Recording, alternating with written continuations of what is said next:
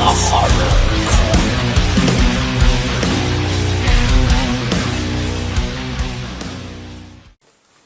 Strip.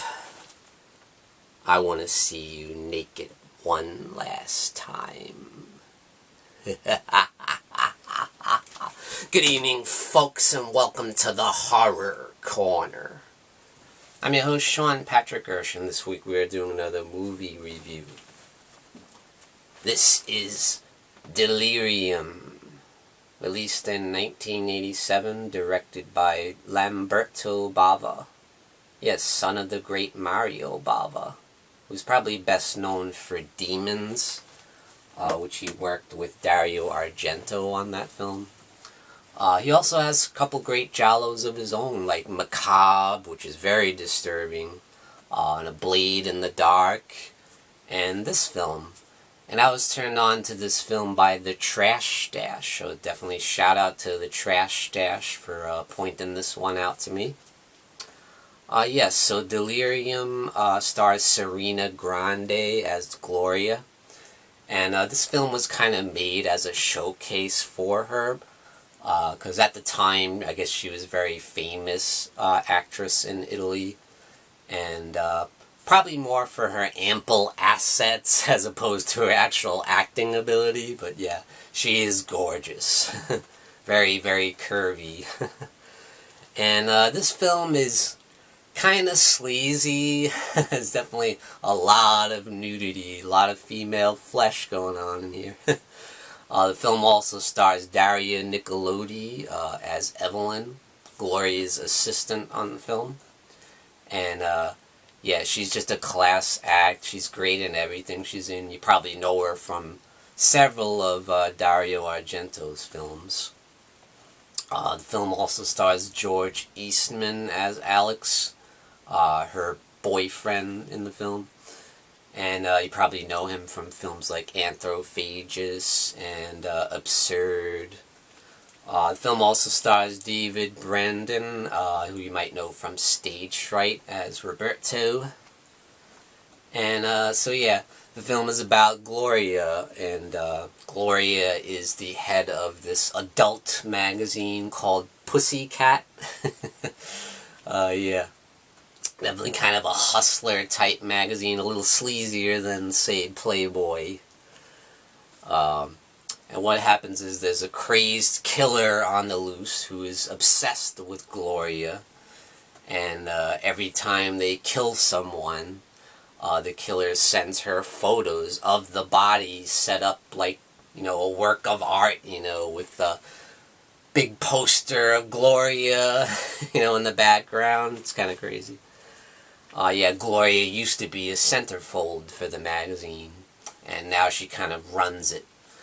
And there's also several other people throughout the film that are obsessed with her that you meet throughout the film, including Flora, who has her own business, and she's trying to purchase the magazine from Gloria.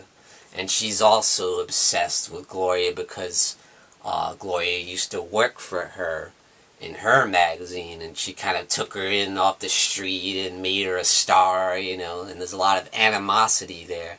But at the same time, I think Flora is obsessed with her and kind of wants her, you know. And then you have the creepy neighbor across the street who is constantly peeping in on her, you know, watching her from a... and constantly calling her and sexually harassing her. And the funny thing is, Gloria always picks up the phone and talks to him, like, why do you keep answering the phone? This guy's a creep. He's a pervert, you know. It's kind of hilarious. And you also have Roberto, who is a photographer for the magazine, who's kind of obsessed with her, too. Yeah. Seems like everyone she comes into contact with her wants her, you know. And also, one of her old flames shows up, and they kind of rekindle the romance, you know, so he's kind of a suspect too, you know. But yeah, the film has flashes of greatness, you know, a lot of artistic shots, the way it's filmed. You know, it's not just a sleaze fest. There are flashes of creativity throughout the film. There's some nice scenes in there that kind of harken back to Mario Bava and Dario Argento type stuff, where whenever you see the killers show up, like the screen turns blood red, and every time we see through the killer's eyes, when the killer sees one of the girls, he sees like this weird twisted like version of them, like he sees them as like these monsters. Like one of the girls, you see her entire face is like a giant eyeball. And it's like weird. Yeah, this killer is not playing with a full deck. And yeah, in that scene, that's a great kill scene. She gets killed with a pitchfork and falls into the pool. You know, it's a great scene. And one of the other girls, he sees her as this like human fly, but she's like buck naked, so it's really freaky.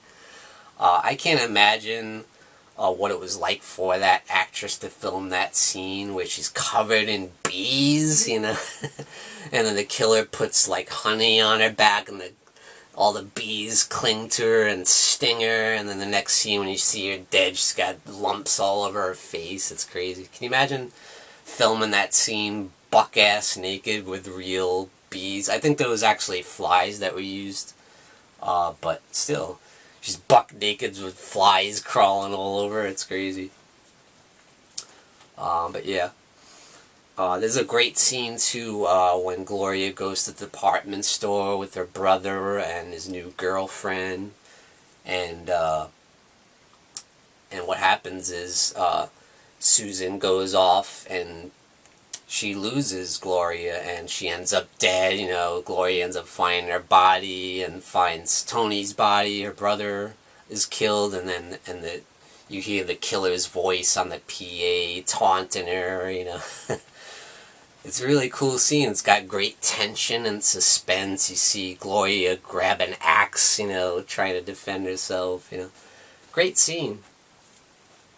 So yeah, there's flashes of brilliance in what would be otherwise kind of a generic giallo slasher film. But there's things that, you know, make it stand out. You know, the kill scenes are very intense, and anytime you see the killer around, it's very cool and creative. The way it's shot. Yeah, it's a very good giallo film. It's very solid, so I definitely highly recommend it.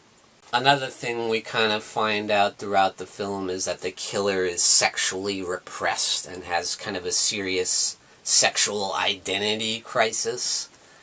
And there's one scene in the middle that kind of gives that away, and you kind of find out early on, at least I did, who the killer is. And that might be one little problem with the film, where in any great giallo, it's the big reveal at the end that's usually the most fun part of a giallo film, is finding out who the killer is, the big reveal, you know, and you find out the killer's motivations, and they do the big speech of why they did it, and that's part of the fun of a giallo film. And I feel like in this film you kind of find out pretty early on who it is. It's not a big secret. But they try. They throw all these little red herrings at you. But it's a lot of fun. It's definitely worth the ride. So I definitely recommend Delirium. And thank you for joining me, Sean Patrick Urshan, in the Horror Corner. Tune in and stay scared.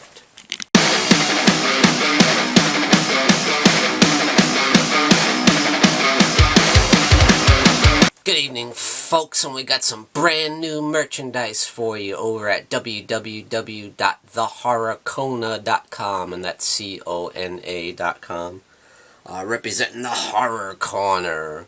Great new design. We got the Morbid Hour live stream there, you got the Horror Hangout live stream there, and you got my nemesis, the Dark Fate. So grab your t-shirt over at www.thehorrorcona.com. And we also got this beautiful new mug. Look at that. Very, very cool. Thought that came out really nice. So grab your merchandise today over at www.thehorrorkona.com. Folks, don't forget to grab your Sean Patrick Urshan gear and represent the Horror Corner. Also, check out these awesome mugs we have, perfect for your coffee. And definitely check out the Horror Hangout live stream t-shirt and represent the legacy of the Horror Hangout. Check out the link in the description below this video.